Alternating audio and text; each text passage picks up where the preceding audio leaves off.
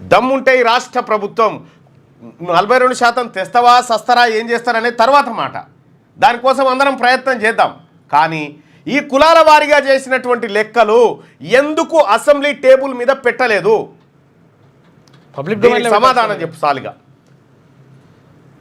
నిన్న వాస్తవానికి నేను కూడా ఎక్స్పెక్ట్ చేసిన ఈ కులాల వారి లెక్కలు ఏమైనా పెడతారేమో అని చెప్పి ఏం లేవు ఆ లెక్కలలో.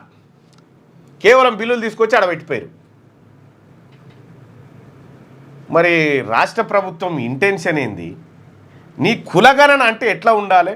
ఈ తెలంగాణ రాష్ట్రంలో ఉన్నటువంటి అన్ని కులాలను లెక్కబెట్టి ఆ లెక్కబెట్టిన దాన్ని సరిచూసుకొని ఆ తర్వాత వెబ్సైట్లో పెట్టి ఇగో ఈ గ్రామంలో ఈ కులం వాళ్ళు ఇంతమంది ఉన్నారు, ఈ కులం వాళ్ళు ఇంతమంది ఉన్నారు, ఈ కులం వాళ్ళు ఇంతమంది ఉన్నారని పబ్లిక్ డొమైన్లో పెట్టాలి.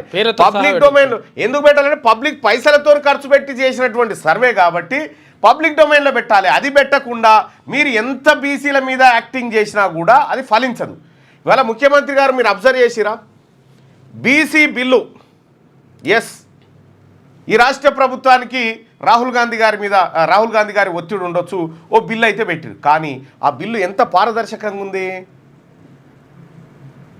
ఇవాళ 19 తారీఖు కదా, 19 తారీఖు 3వ నెల నేను ఛాలెంజ్ చేస్తా ఉన్నా ముఖ్యమంత్రి గారు, మీరు అది బిల్లు 42% పాస్ చేసుకొచ్చి విద్యా ఉద్యోగ రాజకీయ రంగాల్లో ఇగో పాస్ చేసుకొచ్చినా అని చూపెట్టండి సార్, చూద్దాం. చూపెట్టండి. ఎందుకు మభ్యపెట్టడం జనాన్ని? ఎక్కువ రోజులు బతకం. నిజాయితీగా నీతిగా ప్రజలకు ఏం కావాలో చెప్పాలి.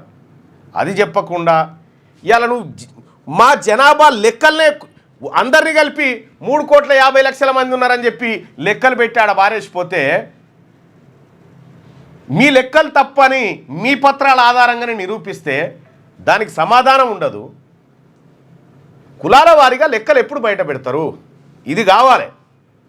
ఆ 42% భారతీయ జనతా పార్టీ ప్రభుత్వం దగ్గర పోయి కొట్లాడదాం, కానీ సైమల్టేనియస్గా ఇది కూడా బయట పెట్టండి.